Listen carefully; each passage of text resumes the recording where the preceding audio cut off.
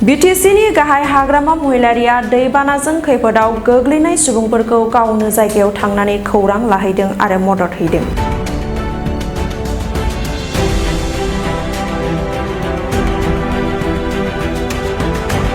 আমি খবৰ ল'বলৈ আহিছোঁ কি অৱস্থাত আছে কি সমস্যাত আছে এইটো মই খবৰ ল'ম।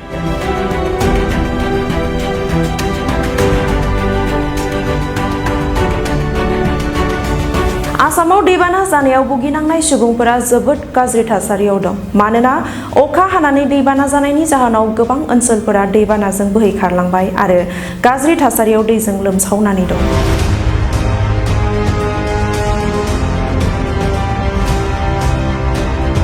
दासिमाव दैबानाजों आसामाव सुबुंनि थैनायनि अनजिमाया 89सिम दावगाबाय। आसाम स्टेट डिजास्टार मेनेजमेन्ट अथरिटिनि दानि बुलेटिन बादिब्ला 5था जिल्लानि 1.22 लाखनिख्रुइबो बांसिन सुबुंफोरा भुगिनांनानै दं। शिबसागर जिल्लाया बयनिख्रुइबो गाज्रिसिनाव गोग्लैदों। गोबां सुबुंफोरा जेंनायाव गोग्लैनायखौ नुनो मोन्दों। बेनि उनावनो दं चराइदेव आरो जरहाट जिल्ला। दैबानाया खालि ब्रह्मपुत्र दैमानिफ्रायल' जायाखै। खाथियाव थानाय गुबुन रायजोफोरनि हाजोआरि ओनसोलनिफ्राय बोहैनाय दैया बे थासारिखौ खालामदों। थारैनो बे ओनसोलफोराव सुबुंफोरनि थासारिया जोबोद दुखुनांथाव।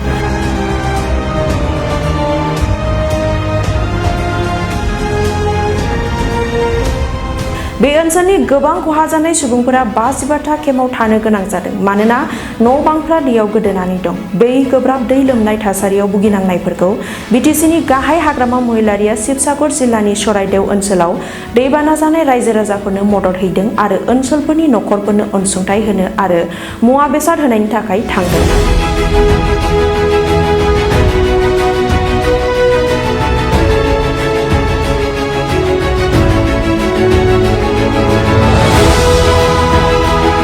गासैबो खहा जानाय सुबुंफोरनो गोनांथि जानाय मुवा 10,000 मुस्रि, 10,000 बिसना सादर, 10,000 ब्लिचिं पाउडार पेकेटफोर, 10,000 फेनिल बथलफोरखौ राननानै होयो।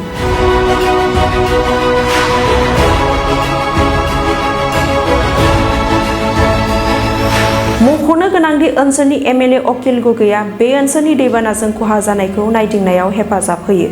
लोगोसे बे दैबाना जानायाव खौरां लानो मिरु लाइमोन बिपिएफनि दैदेनगिरिफोर रिन्जय बर', कास्टम बसुमतारी, प्रसाद, कमल आजाद, राजेश बराल आरो बेरगाव बियाबनि TCLCCनि मासिगिरि बिक्रम दैमारी आरो दोलोनि बिबानगिरिफोरा बाहागो लायो।